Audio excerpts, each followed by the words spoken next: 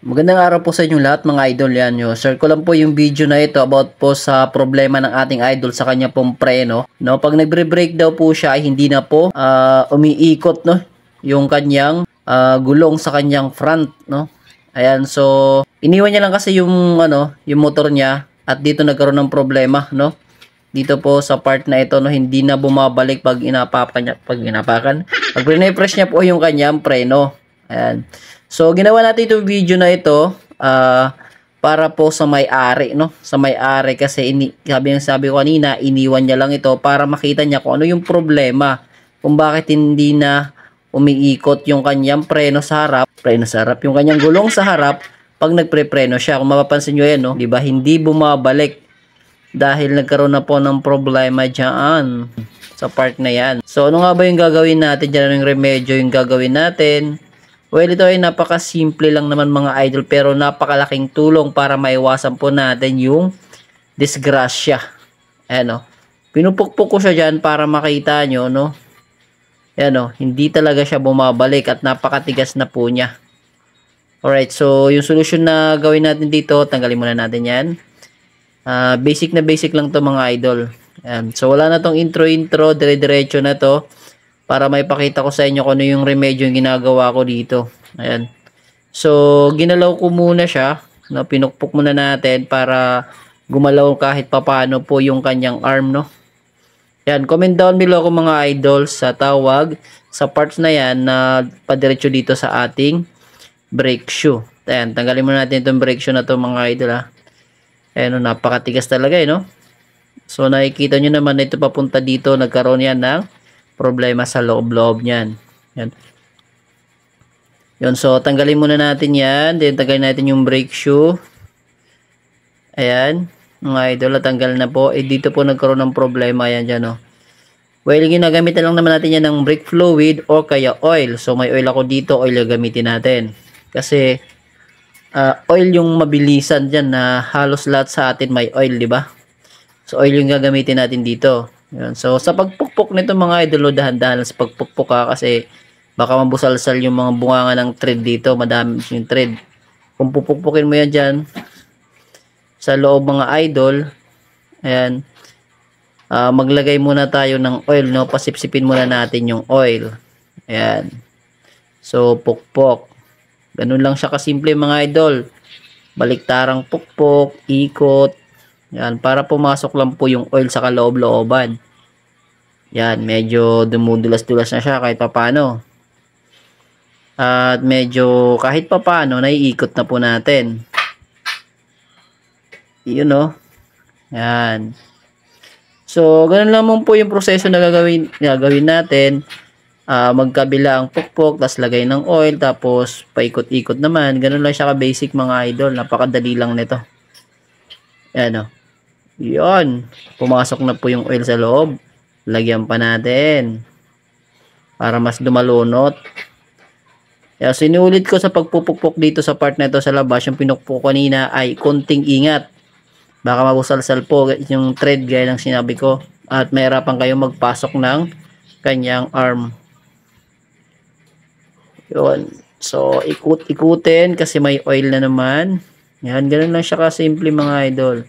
Ulit-ulitin mo lang po yung procedure na yon hanggang sa mailuwa natin yan. Yan. So, yung itong ginagawa ko, ito yung pinaka-basic na remedyo rito mga idol ha. Kasi yung gagamitin lang natin dyan ay oil. Yun. Kasi kung bibili pa tayo ng WD-40, mapapagastos pa tayo. Bili tayo ng brake fluid. Maganda kasi ginagamit ko sa mga stock ay brake fluid. Ayun no. Lusot ka agad no. Yan. So si oil ay meron tayo niyan kahit nga yung pampritong oil. Basta dumulas lang yan. Pampadulas. Yan. Ito yung mga nakakalakalawang dyan na nagkaroon ng problema. Ikis-kisin natin yan. Yun. Tatanggalin natin yan. Tapos lalagyan natin ng langis para dumulas. Yan. Pasensya na po sa dumi ng kamay ko mga idol ah. Ganun talaga pag mekaniko. Ayan. Okay? Pag mekanikong probinsya. Dito sa probinsya talagang madugo kasi yung mga makina dito. Kaya ganito yung kamay natin. Ayan.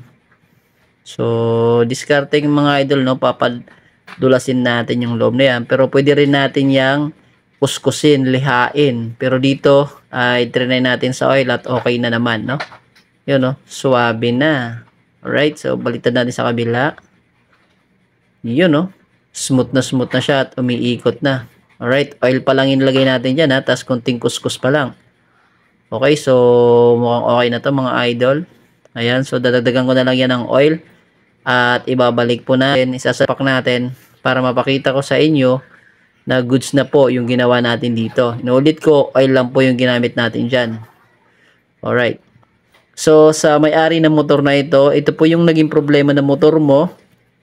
At ito po yung remedyo yung ginawa natin dito. No? Inulit ko, ginawa ko lang po yung video na ito para po sa may-ari po ng motor. Para malaman niya kung ano talaga yung sira ng motor niya kasi iniwan niya lang po.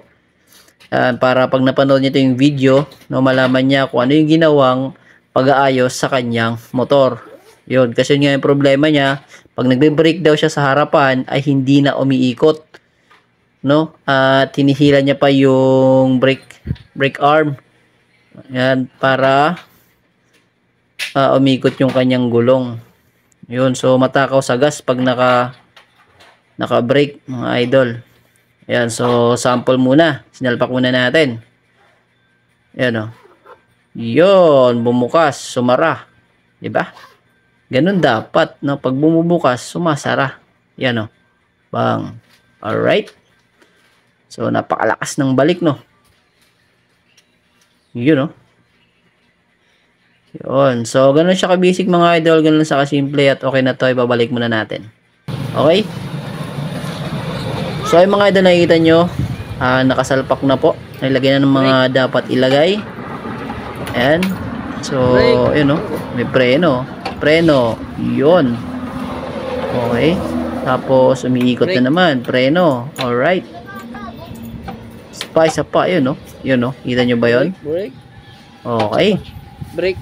So, sana mga idol na kahit na ginawa ko lang ito yung video na to para mapakita ko lang sa may-ari kung paano ko ginawa yung kanyang motor, ay sana minaw kayong tips at kaalaman at sana magamit nyo rin tong idea na ito na ginawa ko sa motor na ito ng ating idol. At sana minaw kayong tips at kaalaman dito sa ginawa nating video na ito. So kung nagustuhan nyo man po itong video na ito na ginawa natin, ay baka pwedeng makainis ng subscribe dyan. Hit na rin ang ating notification bell para lagi tayong updated every upload natin dito sa ating YouTube channel. At baka naman pwedeng pa-follow din ng ating FB page. Ayan mga idol, no? So dito lang muna tayo. Peace out muna mga katropa, yung maaari, oh. Bye-bye. Salamat po. Nagyapa siya, eh. Mwing.